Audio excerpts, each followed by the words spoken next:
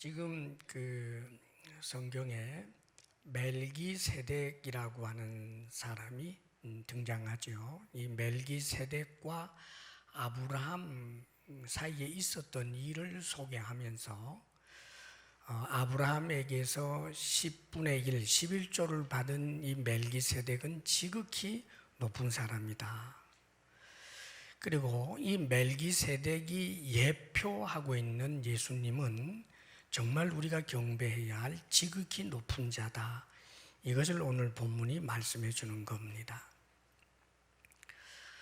이 멜기세덱과 아브라함과의 일화는 창세기 14장에 보면 나와요. 이 멜기세덱이라고 하는 이에 대한 사실은 그 성경에 그분의 일화에 관한 것은 이 창세기 14장에 나오고 그 의미에 대해서 조금씩 언급해 주는 것이 이제 시편 110편 메시아 예언이라고 그래요. 거기서 조금 이제 메시아는 멜기세덱의 반차를 따라서 영원한 제사장이 되리라. 이 말씀을 이제 예언적으로 해주고 있고요. 그리고 오늘 지금 이 본문에 이 멜기세덱에 관한 일화를 지금 소개해 주고 있는 겁니다. 이 히브리서는 사도가 전해주는 그 서신을 받는 대상이 히브리인들, 예수 믿는 히브리인들, 예수 믿는 유대인들이기 때문에 그래서 히브리서라고 이렇게 붙여놓은 거예요. 예수 믿는 유대인들은 당연히 구약 성경에 아주 정통에 있었기 때문에 멜기세덱과 아브라함의 일화를 소개하면 다 알아들어요. 근데 이제 요즘 우리 크리스찬들 성경 너무 열심히 안 읽은 분들은 이게 무슨 소리인지 멜기세덱 그런 이름도 있나 그러는데 이제 멜기세덱에 대해서 잊지 않기를 바랍니다. 이 창세기 14장에 보게 되면 아브라함이 전쟁에서 승리해서 돌아옵니다. 왜 전쟁이 일어났었느냐 하면 사실은 이제 아브라함과 함께 있던 조카 롯이 아브라함과 갈등이 있고 이 조카 롯이 따로 살게 돼요. 근데 어디 들어가서 살았느냐 하면 소돔성에 들어가서 살았습니다. 그런데 소돔성을 중심으로 한 소돔 왕을 중심으로 한 다섯 왕과 그 다음에 그돌라 오멜이라고 하는 그런 왕을 중심으로 한 이 네 왕이 다섯 왕과 네 왕의 연합군들이 전쟁을 하게 됩니다. 그런데 그 전쟁에서 소돔 왕을 중심으로 한 다섯 왕 연합군이 패배를 해요. 그러다가 보니까 소돔 성에 살고 있던 롯과 그리고 그 성민들 많은 사람들이 이제 포로로 잡혀가게 되고 수많은 재물도 빼앗기는 일이 일어나게 되지요. 그런데 누군가가 당신의 조카 롯이 그만 소돔 성이 전쟁에서 져서 포로로 끌려갔습니다. 이런 이야기를 아브라함에게 전해줬단 말이에요. 그러니까 아브라함이 놀랍게도 자기 가신들 318명을 이끌고 그리고는 그 네 왕을 추적해서 기습을 해서 전쟁에서 승리를 합니다. 그리고는 포로로 잡혀있던 조카 롯을 포함해서 다른 모든 사람들과 빼앗겼던 모든 물건들, 전쟁에서 승리하게 되면 옛날 법은 전쟁에서 이긴 사람들이 전리품으로 그 모든 것을 가져가는 거예요. 그래서 그 모든 것을 가지고 돌아오게 되는데 이 소식을 들은 소돔 왕과 그 다섯 왕들은 말할 것도 없지요. 나와서 환영을 하는데 아브라함이 이들에 대해서는 전혀 신경도 쓰지 않다가 살렘 왕이라고 창세기 14장에 보면 살렘 왕 멜기세덱 그는 지극히 높으신 하나님의 제사장이었더라. 그 제사장이라는 이름이 창세기에서 처음으로 등장합니다. 율법이 있기도 전에, 제사장 제도가 생기기도 전에 놀랍게도 멜기세덱이라고 하는 지극히 높은 제사장이 있었다는 거예요. 그런데 그 제사장 멜기세덱을 보자마자 아브라함이 그에게 다가가게 되고, 멜기세덱 제사장은 아브라함에게 떡과 포도주를 줍니다. 그러니까 아브라함이 멜기세덱의 10분의 1, 자신이 전리품으로 얻었던 그 모든 물품 가운데서 10분의 1을 제사장에게 드리는 거예요. 그리고 제사장은 이 아브라함을 축복해 주는 그런 일화가 창세기 14장에 소개되어 있는 것입니다. 지금 이 내용을 갑자기 이렇게 멜기세덱의 반차를 따르는 제사장으로서 예수님을 소개하는 이유는 사실 그 당시 유대인들, 예수 믿는 유대인들에게 갈등이 한 가지 있었기 때문이에요. 자, 예수 믿는 유대인들은 우리가 믿는 예수님이 대제사장이다 혹은 제사장이다 그런 말을 할 때 예수님이 어떻게 제사장이지? 이런 의문이 든단 말이에요. 왜냐하면 율법에 의하면 제사장은 누구만 될 수 있느냐 하면 레위 지파에 속해 있는 사람들 가운데서 특별히 아론의 후손들만 제사장이 되는 거예요. 그리고 레위 지파 사람들은 제사장인 아론의 후손들인 이 제사장들을 섬기는 레위인들이 있잖아요. 그 레위인들이 여러 가지 성전 봉사를 하면서 백성들에게 11조를 받고 살았는데, 그런데 우리 예수님은 레위 지파가 아니고 예수님은 유다 지파인데 어떻게 예수님을 제사장이라고 하지? 이런 의문이 잔뜩 있던 반에 예수님을 믿지 아니하는 유대인들이 이것을 가지고 공격하는 거예요. 너희들이 예수를 믿는다며 예수는 선지자라고 할 수는 있지만 그거 어떻게 제사장이냐? 예수는 레위 지파 아니잖아. 아론의 후손 아니잖아. 이 예수는 유대 지파잖아. 할 말이 없잖아요. 자, 그런데 지금 이 히브리서 기자는 창세기 14장에 있는 이 내용을 가지고 모세의 율법에 의해서 레위 지파 계열의 제사장 말고 모세의 율법이 성립되기도 훨씬 더 이전에 아브라함이 11조를 드린 하나님의 놀라운 제사장이 있었다. 그 사람이 바로 멜기세덱이다. 그리고 예수님은 누구냐? 아론의 후손이 아니고 레위 지파의 후손이 아니지만 예수님은 바로 이 멜기세덱의 계열을 따르는 제사장이다. 이것을 이야기해 주고 있는 거예요. 할렐루야. 그래서 유대인들로 하여금 예수님이 제사장이라고 하는 것은 성경적이다.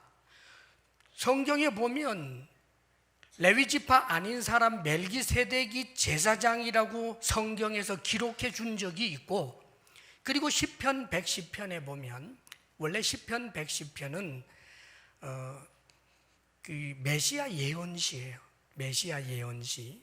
그 메시아 예언시에 어떤 내용이 한 줄이 딱 나오느냐 하면 앞으로 이 땅에 임하게 될 그 메시아를 예언하면서 그 메시아는 멜기세덱의 계열을 따르는 영원한 제사장이라고 말해준 게 있어요. 지금 이제 그런 내용들을 가지고 우리 예수님은 성경에서 말씀해 주고 있는 바로 멜기세덱의 반차를 따르는, 즉 그 계열을 따르는 제사장이신 분이 우리 예수님이다. 이것을 이야기합니다. 그러면서 레위 지파로 제사장이 된 이 모세 율법에 의해서 있었던 그 제사장들과 멜기세덱의 차이를 부각시키는 겁니다. 자, 아브라함이 멜기세덱에게 11조를 드렸고, 그 다음에 멜기세덱은 아브라함에게 복을 빌어 주었다. 그 의미는 멜기세덱이 아브라함보다 훨씬 더 높은 분이라는 뜻이다. 그걸 이야기하는 거예요. 사실 이스라엘 백성들은 아브라함 그러면 꼭꼭 죽어요. 아브라함은 이스라엘 백성들에게 있어서도 최고의 조상이에요. 첫 손가락을 꼽는 조상. 왜냐하면 이스라엘은 원래 그의 시작이 어디서부터 시작이 되느냐 하면 야곱의 12아들로 인하여 12지파가 형성되는 야곱이 이름을 이스라엘로 하나님이 바꾸어 주면서 시작된 나라가 이스라엘이라고 하는 나라입니다. 그런데 이 약속은 언제부터 받았느냐 하면 야곱 때부터 받은 것이 아니라 거슬러 올라가서 아브라함 때부터 받는 거예요. 아브라함 족장시대죠. 그렇기 때문에 아브라함이 이스라엘 백성들에게 있어서는 최고의 조상입니다. 아브라함, 이삭, 야곱으로 이어지고 야곱에서부터 이스라엘이라고 하는 나라가 나오는데, 너희들이 그렇게 최고의 조상이라고 섬기고 높이는 아브라함보다 더 높은 이가 멜기세덱이다. 이것을 이야기해 주고 있는 거예요. 자, 오늘 말씀 우리 한번 조금 읽어봐요. 1절 말씀 같이 한번 읽어볼까요? 시작. 이 멜기세덱은 살렘 왕이요 지극히 높으신 하나님의 제사장이라. 여러 왕을 쳐서 죽이고 돌아오는 아브라함을 만나 복을 빈 자라. 지금까지 설명해 드렸죠. 그 다음에 2절도 계속해서 한번 읽어요. 시작. 아브라함이 모든 것의 10분의 1을 그에게 나누어 주니라. 그 이름을 해석하면 먼저는 의의 왕이요 그 다음은 살렘 왕이니 곧 평강의 왕이요. 이 멜기세덱을 이름을 해석을 해줍니다. 살렘 왕 멜기세덱인데, 멜기세덱이라고 하는 그 이름 자체가 정의의 왕, 의의 왕이라는 뜻이에요. 그리고 살렘 왕인데, 살렘은 예루살렘의 옛 이름이라고 학자들은 추정을 합니다. 그런데 그 뜻 자체가 평강이란 말이죠. 그렇기 때문에 멜기세덱, 살렘 왕 그럴 때는 정의의 왕이고 그 다음에 평강의 왕이라는 거예요. 그럼 이 멜기세덱은 누군가? 사실은 성경에 이 멜기세덱에 대한 보도 자체가 창세기 14장에 잠깐 등장하고 사라져버려요. 성경은 침묵을 합니다. 그에 대하여 어떤 일화가 없어요. 만약에 살렘 왕이었다면은, 살렘 왕이면서 그가 제사장이었다면 그의 뒤를 이어서 누군가가 살렘 왕이 되고 또 제사장이 되었다, 이런 따위의 이야기가 일체 없는, 잠깐 등장했다가 사라져버린 아주 신비한 인물이 멜기세덱입니다. 그렇기 때문에 이 멜기세덱은 어떤 역할을 위하여 하나님께서 세웠던 인물인가? 예수 그리스도, 즉 메시아를 예표해 주는 인물이에요. 그렇다면 예표하는 멜기세덱이 의의 왕이고 평강의 왕이라면, 예표의 대상인 실체이신 예수님이야말로 진정한 의미에서 정의의 왕, 평강의 왕이라는 의미입니다. 자, 우리 주님, 우리가 믿는 주님은 지극히 높으신 분인데, 그분은 어떤 분인가? 정의의 왕이란 말이에요. 평강의 왕이란 말입니다. 우리 주님이 의의 왕이다, 정의의 왕이다라고 하는 그 의미가 어떤 것일까? 흔히들 사람들은 의를 이야기할 때 많은 사람들의 다수에 의해서 의가 규정되는 것으로 생각을 합니다. 의의 개념이 사람들마다 좀 있는데, 이 공통 분모를 가지고 다수의 사람들에 의해서 저 사람이 의롭다라고 하면 그가 의로운 사람이 되는 거예요. 이를테면 저 사람은 이렇게 착한 일을 했으니까 의롭다, 이렇게 정의로운 일을 했으니까 의롭다, 이렇게 이야기를 해요. 우리 주님이 의의 왕이다라고 하는 것은 그런 의미에서 의롭다라고 하는 뜻이 아니에요. 수많은 사람들이 예수님이 의로운 분이다라고 얘기해서 의로운 분이 아니고, 의의 왕이라고 하는 의미는 예수님 자신이 의를 규정하는 분이라는 뜻이에요. 그래서 의의 왕이에요. 그분이 의롭다고 하면 의로운 것이고 그분이 불의하다 하면 불의한 거예요. 그분이 바로 우리가 믿는 주님인 것입니다. 사실 이 세상에는 예수님에 대하여 그분은 착한 분이다, 선한 분이다, 의로운 분이다 라고 말하는 세상 사람도 있지만 믿지 아니하는 사람들 가운데는 예수님 혹은 하나님을 향하여 의롭다고 하지 않는 분들도 많습니다. 특별히 성경 좀 앞부분 좀 읽어보고는 하나님이 뭐 어린아이까지 죽이도록 명령했다라고 하는 내용을 보면서 이따위 하나님이 뭐가 의롭냐, 아주 불의한 하나님이다.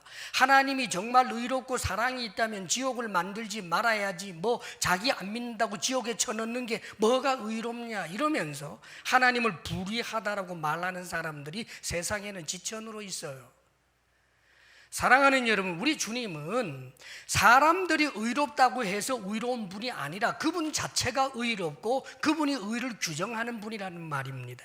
그렇기 때문에 성령이 오시면 세상을 향하여 의에 대하여 책망하리라. 그렇죠. 세상이 아무리 의롭다라고 말한다고 해서 하나님 앞에 의로운 게 아니에요. 우리 주님이 의롭다고 규정해 줄 때만 의롭습니다. 의의 왕이신 주님께서 당신이 십자가에 못 박혀 죽으심으로 우리를 의롭다고 하셨습니다. 할렐루야. 그래서 우리는 의로운 거예요. 주님의 은혜로. 의의 왕. 그 다음에 또 한 가지 평강의 왕이라고 그랬잖아요. 이 평강, 우리 주님은 평강의 왕입니다. 어떤 상황과 어떤 환경 가운데서도 우리 주님은 당신이 가지신 내적 질서에 혼란이 일어나는 경우가 없어요. 우리는 산후라면 어저께도 태풍이 와서 이 치유수양에 회복 캠프 하려다가 못했어요. 상당히 당황스러웠습니다. 그게 우리 인간이에요. 그러나 우리 주님은 우리가 당황하는 것처럼 절대로 평강을 잃어버리고 당황할 수 없는 분이에요. 그분은 평강의 왕이십니다. 뿐만 아니라 그분은 그분을 믿고 의지하는 분에게 이들에게 평강을 주실 수 있는 평강의 왕이에요. 평강의 주도자, 평강의 절대적 주권자. 그렇기 때문에 주님께서는 내 평안을 너희에게 주노라. 당신의 제자들에게 그 말씀도 하셨고, 우리 주님께서는 하나님과 우리가 불화한 원수가 되어 있던 우리들에게 하나님과 화목하게 할 수 있도록 평강의 은혜를 주신 것입니다. 예수 그리스도 십자가 구속의 은혜로 우리는 평강을 누릴 수 있는 것입니다. 다만 주님 안에서 말입니다. 평강의 왕이신 주님을 의지하여 여러분의 삶이 아무리 힘들고 어려워도 내적인 평강을 누리며 살 수 있는 복 있는 이들이 되시기를 축복합니다. 아멘. 그러면서 계속해서 이 멜기세덱에 대하여 3절에 기가 막힌 말씀을 해줍니다. 3절 다 같이 시작. 아버지도 없고 어머니도 없고 족보도 없고 시작한 날도 없고 생명의 끝도 없어 하나님의 아들과 닮아서 항상 제사장으로 있느니라. 실제로 멜기세덱은 아버지가 누군지 기록되지 않았어요. 어머니가 누군지, 언제 태어나서 언제 죽었는지 멜기세덱에 대한 이야기 자체가 완전히 하나도 없어요. 그래서 이 멜기세덱은 영원한 하나님이신 메시아를 예표해 주는 인물인 겁니다.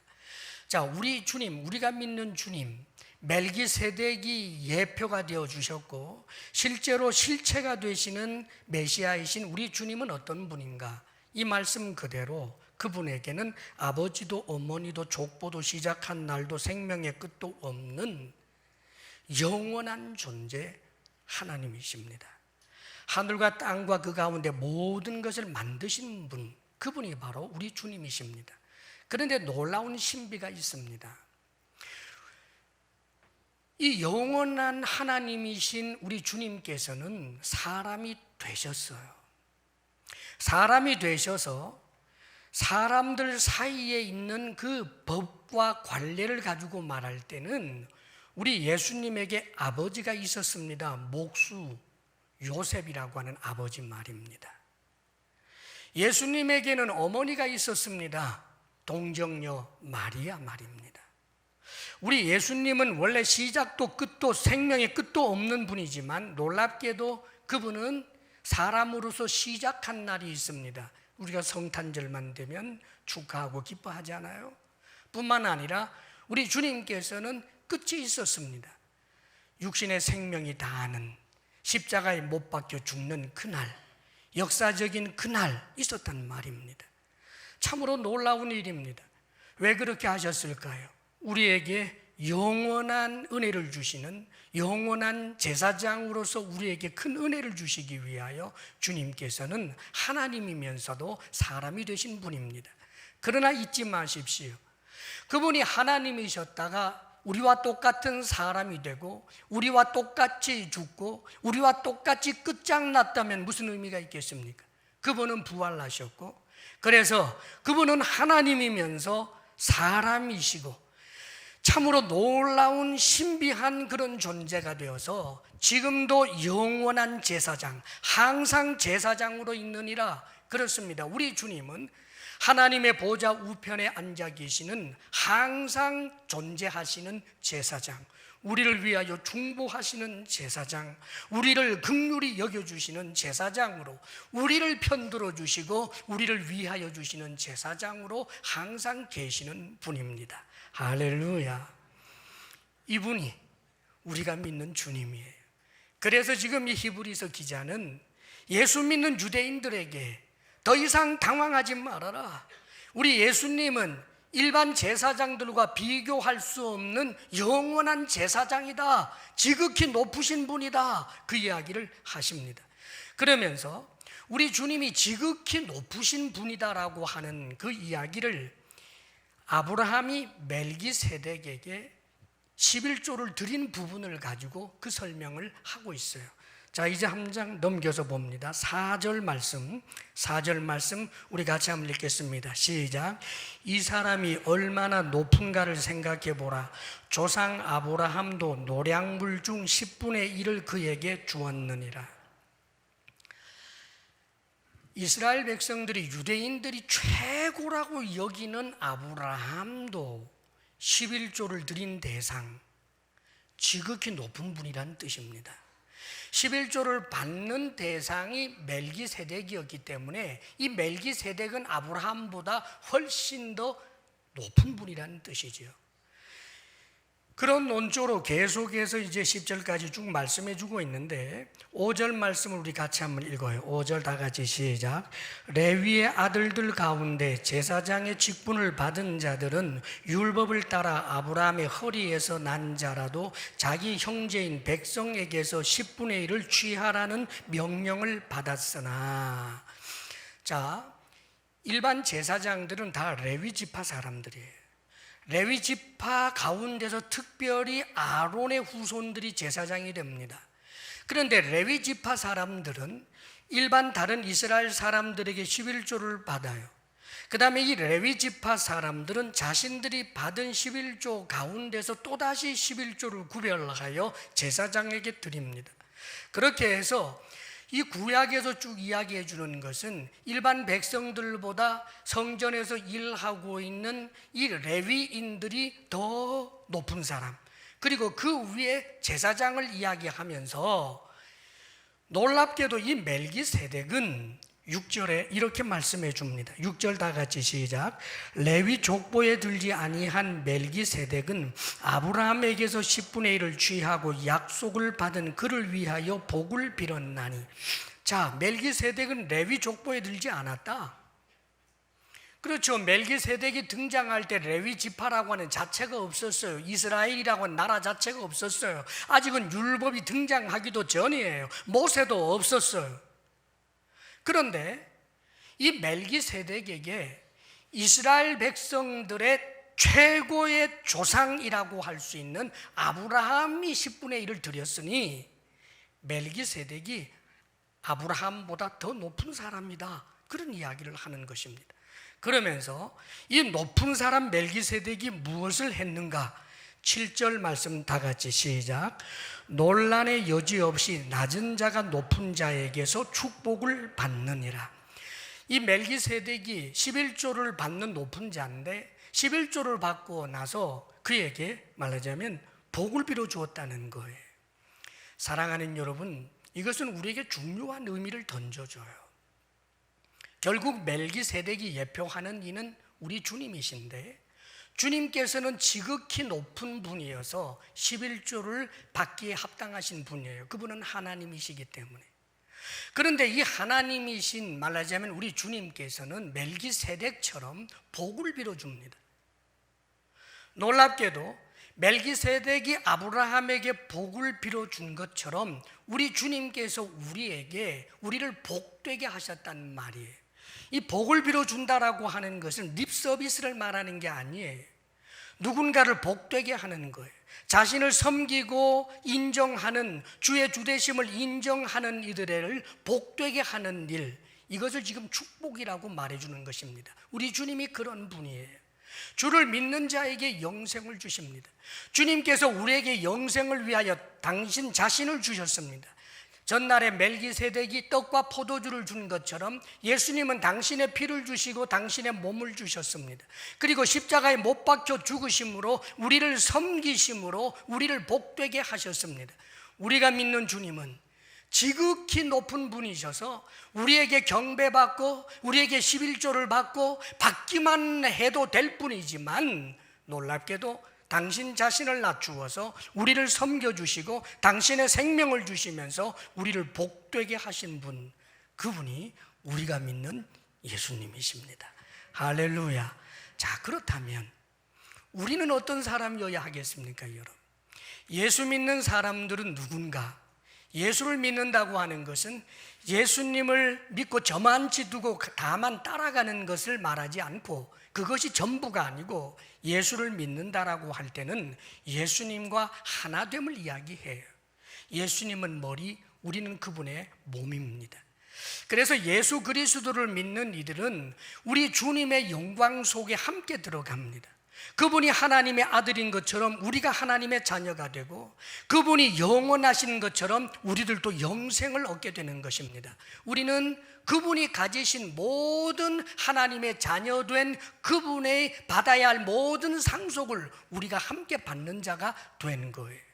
그런 의미에서 볼 때 예수 믿는 우리들은 어떤 사람인가?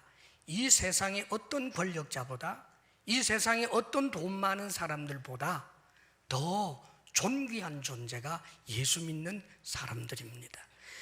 우리 자신에게 그런 자원이 있어서가 아니라 예수 그리스도를 믿는 자의 신분을 왕같은 제사장이라고 이야기하는 것은 예수님이 영원한 제사장이기에, 예수님이 영원한 왕이시기에 그분을 믿음으로 그분과 하나 되어서 우리들도 왕이 되고 제사장이 되는 것입니다.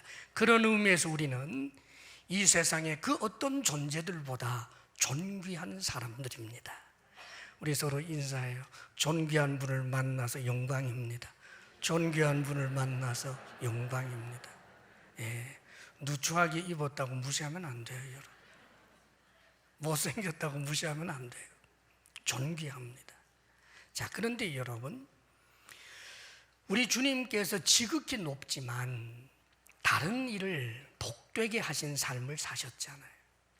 그렇다면 우리는 존귀하기 때문에 세상에 나가서 사람들아 나에게 경배하라 이러면 미친 거예요. 주님께서 떡과 포도주를 주시고, 다시 말하면 자신의 몸을 주신 것처럼, 생명을 주신 것처럼 우리가 다른 이들을 복되게 하는 삶, 축복해 주는 삶을 살아야 하는 것입니다. 예수 믿는 사람들에게 우리 주님이 주신 별명이 있습니다. 그 별명이 너희는 세상의 소금이다, 세상의 빛이다 라고 말씀하십니다. 세상을 위한 소금이고 세상을 위한 빛이에요. 내가 세상에 있으므로 세상의 유익을 얻어야지. 내가 직장에 있다면 그 직장이 나로 말미암아 유익을 얻어야지. 내가 금촌에 산다면 이 금촌 사람들이 나로 말미암아 유익을 얻어야지. 그것이 우리의 정체예요. 지극히 높은 성도의 정체, 그 성도가 해야 할 일이 뭔가? 주변을 복되게 하는 겁니다, 여러분. 전날에 요셉이 억울하게 남의 집에 노예가 되었는데, 그가 노예로 열심히 일하면 일할수록 덕보는 사람은 누구였는가? 주인이었어요. 노예살이 하면서 덕보는 사람이 주인이었지만 요셉은 그것에 대해서 조금도 불평해한 적이 없어요. 오히려 기쁘게 여깁니다. 요셉이 감옥에 들어가서 그가 죄수가 되었는데 누구가 수지를 맞았는가? 간수가 수지를 맞았습니다, 여러분. 그러나 요셉은 그것을 억울하게 생각하지 않습니다. 왜요? 우리는 그렇게 살아야 하기 때문입니다. 사랑하는 여러분, 우리가 존귀한 자로서 이 세상 가운데 다른 많은 사람들에게 복을 빌어줄 수 있는, 립서비스만 아니라 우리의 손과 발과 우리의 모든 삶의 실천을 통하여 말씀을 따라 살다가 보면 손해보는 일도 있고 억울한 일도 있지만, 그로 인하여 누군가가 유익을 얻는다면 사랑하는 여러분, 오히려 기쁘게 여기시기를 바랍니다. 특별히 우리는 이 땅에 살면서 다른 사람들을 복되게 하는 일, 가장 소중한 것이 무엇인지 압니다. 복음을 전하는 일입니다. 복음을 전하기 위해 감당해야 할 대가 지불이 우리에게 좋은 것 없습니다. 모욕을 당하고 내가 가진 재물에 축인하고 시간이 없어지고 얼마나 많은 어려움을 겪는지 모릅니다. 그러나 분명히 말씀드립니다. 전도자의 소명을 감당하는 그 삶이야말로 왕과 같은 제사장의 직분을 온전히 감당하는 일입니다. 같이 읽어봐요. 시작. 하나님의 꿈, 하나님의 소원. 하나님의 소원에 참여하는 여러분 다 되시기를 축복합니다. 아멘. 주변에 안 믿는 사람을 위해서, 또 여러분들 접촉하는 사람을 위해서 기도라도 하십시오. 그리고 빈대떡이라도 하나 붙여서 갖다 주면서 예수 믿으면 행복해요, 그 말 한마디라도 하십시오. 복된 삶을 사시기를 바랍니다. 아멘. 자, 그런데 또 한 가지는 지극히 높으신 분에게 무엇을 했느냐라고 하는 부분을 오늘 성경이 가르쳐 줘요. 이 지극히 높으신 분, 멜기세덱에게 아브라함이 11조를 드린 것처럼 우리도 지극히 높으신 실체가 되시는 우리 주님 그리스도에게, 즉 하나님에게 10분의 1을 바치는 것이 마땅하다는 것을 우리에게 가르쳐 주는 겁니다. 자, 11조를 왜 하나님께서 하게 하셨을까? 놀랍게도 이 11조 이야기는요, 모세의 율법 이전의 이야기예요. 11조의 기원은 모세의 율법에 의해서 형성된 것이 아니고 이제 율법이 완성되었기 때문에 이제는 없어져도 되는 그런 것이 아닙니다. 하나님께서 이미 아브라함을 통하여 아브라함이 멜기세덱, 즉 지극히 높은 제사장인 멜기세덱에게 이 11조를 드림으로 인해서 그 멜기세덱을 통해 하나님이 받으신 거예요. 자, 그렇다면 여러분, 아브라함이 왜 멜기세덱에게 10분의 1, 자신의 전리품 그 전부에서 10분의 1을 드리게 되었을까요? 우리 아브라함이 그렇게 하게 된 중요한 이유는 하나님의 절대 주권, 하나님이 주셔야 받는다라고 하는 믿음 때문에 그런 일을 하게 된 겁니다. 11조를 드리게 되는 가장 중요한 정신이 뭐냐 하면 하나님이 주셔야 받는다는 거예요. 하나님이 허락하지 아니하면 동전 한 입도 얻을 수 없고 건강도 지위도 재물도 우리가 숨쉬는 한순간도 그 시간도 하나님이 허락하지 않고는 전혀 가질 수 없다라고 하는 것을 고백하는 가장 중요하고 기본적인 의미가 11조인 거예요. 자, 나가서 전쟁을 했습니다. 318명을 데리고 목숨을 걸고 싸워서 이겼습니다. 그 이긴 이유가 나의 용맹 때문이라고 생각하지 않는 거예요. 그렇게 이길 수 있는 이유가 롯에 대한 의리를 지키는 나의 의기 때문이라고도 생각하지 않는 거예요. 전쟁의 신이 돼서 갑자기 급습할 수 있는 뛰어난 전략가였기 때문에 승리했다는 생각도 조금도 하지 않는 거예요. 하나님이 허락해 주시고 하나님이 은혜 베풀어 주셔서 승리했고 이 모든 전리품을 얻을 수 있었다. 그것을 고백하는 것입니다. 사랑하는 여러분, 하나님께서 우리에게 소득의 10분의 1을 요구하는 이 일이 때로 얼마나 우리를 힘들게 하는지 몰라요. 왜요? 우리 속에는 이기심과 탐욕이 가득하기 때문입니다. 쥐고 또 쥐고 또 가져도 그래도 부족한데 가진 것 가운데 10분의 1을 내려놓으라고 하니 얼마나 황당하고 힘들겠습니까? 힘든 줄 알면서도 왜 이런 일을 했을까요? 사랑하는 여러분, 하나님을 섬기되 립서비스하는 것은 누구나 할 수 있습니다. 하나님은 만물의 주인이십니다. 하나님이 주셔야 받습니다. 내가 수고하고 땀을 흘려도 하나님이 허락하지 아니하면 받을 수 없습니다. 그렇다면 10의 1조를 드려라. 곤란한데요. 사랑하는 여러분, 그 전에 말은 누구나 할 수 있어요. 구체적으로 자신이 수고한 땀의 열매 10분의 1을 드린다는 것은 하나님, 내가 아침부터 밤늦게까지 손톱이 발톱처럼 되도록 열심히 수고했지만 내가 얻은 것은 철저하게 하나님의 은혜였습니다. 하나님의 주권이었습니다. 하나님이 주셔야만 받을 수 있었습니다. 이 고백을 통해서 올려드리는 것이 11조인 거예요. 사실 우리 사람들에게 있어서 신앙생활에서 가장 위험하게 하고 힘들게 하는 게 뭘까? 탐욕입니다. 이 탐욕에 대한 경계가 성경에는 얼마나 많은지 몰라요. 성경에 보면 어떤 부자 청년이 선한 선생님, 내가 어떤 선한 일을 해야 영생을 얻을까요? 그러면서 이런저런 대화를 나누고 난 다음에 결론적으로 주님이 하신 말씀이 네 재산을 다 팔아서 가난한 사람에게 나누어 주고 너는 나를 따라오너라. 이 사람은 근심하고 갔습니다. 충분히 이해가 돼요. 우리한테는 그렇게 구체적으로 명령 안 해주셔서 다행이지 여러분 같으면 해낼 수 있겠어요, 사실은. 그런데 왜 그 청년에게 그렇게 했을까?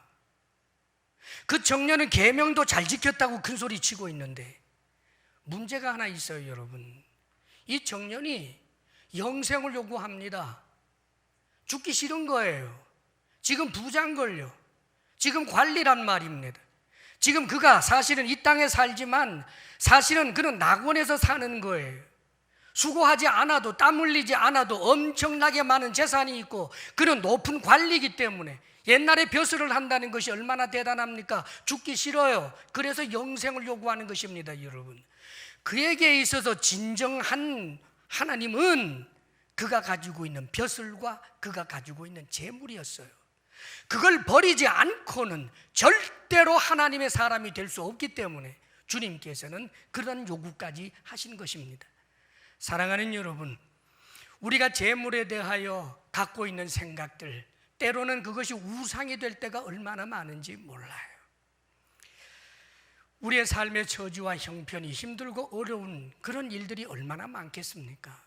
그런데 주님께서 우리에게 하나님의 절대 주권을 의지하고 그분이 우리의 필요를 채워주신다라고 하는 것에 대한 분명한 믿음을 우리의 결단과 실제적인 행위를 통하여 보이라라고 하신 것이 바로 10분의 1을 하나님 앞에 올려드리라는 말입니다. 성경에 말라기 말씀에 이런 말씀이 있어요. 여러분 잘 들어보세요. 말라기 3장 8절에 보면 사람이 어찌 하나님의 것을 도둑질하겠느냐? 그러나 너희는 나의 것을 도둑질하고도 말하기를 우리가 어떻게 주의 것을 도둑질하였나이까 하는도다. 이는 곧 11조와 봉헌물이라. 너희 곧 온 나라가 나의 것을 도둑질하였으므로 너희가 저주를 받았느니라. 이 말라기 서신에서 말라기가 이 말씀을 하고 있었던 대상이 누군지 아세요? 부자들 아니에요. 지금 말라기가 이 하나님의 말씀을 선포하고 있는 대상은 포로로 끌려갔다가 돌아와서 지금 초라한 몰골로 판잣집에서 다 쓰러져가는 초갓집에서 살고 있는 정말 가난하고 힘들고 어려운 사람들, 그들 앞에 세상에 이런 말을 하고 있어요. 그들이 왜 11조를 못해요? 너무 가난하니까. 하루 벌어 먹고 살기도 힘들어 죽겠는데 11조라니요. 그런데 도둑질 했다고 몰아붙이고 있어요. 여러분, 우리 하나님이 악당입니까? 아닙니다. 여러분, 오히려 그 저주에서 벗어나는 길을 말씀해 주고 있는 거예요.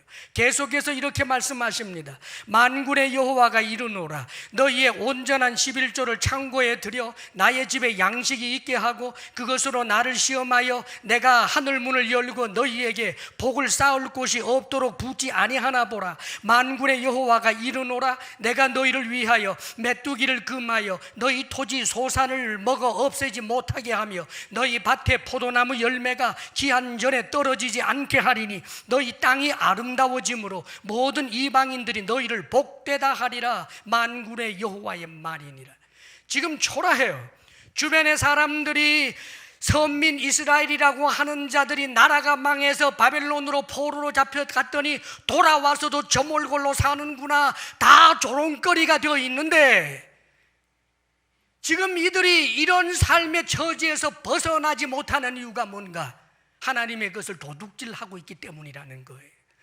만일 정직하게 하나님을 향한 10의 1조를 요구하시는 그 이유는 그게 믿음이기 때문이에요. 하나님이 정말 이 땅의 필요를 하나님이 공급해 주시는가? 아니요, 저 죽여야지요. 아니요, 하나님을 속여서라도 내 것 더 가져야지요. 그래야 내 미래가 보장되지요. 사랑하는 여러분, 그게 어떻게 신앙이겠습니까? 우리 하나님은 내 영혼만 구원하는 하나님이 아닙니다. 우리 하나님은 우리의 목자시고 우리를 인도하시는 분이십니다. 그런데 누구를 인도하는가? 믿는 자입니다.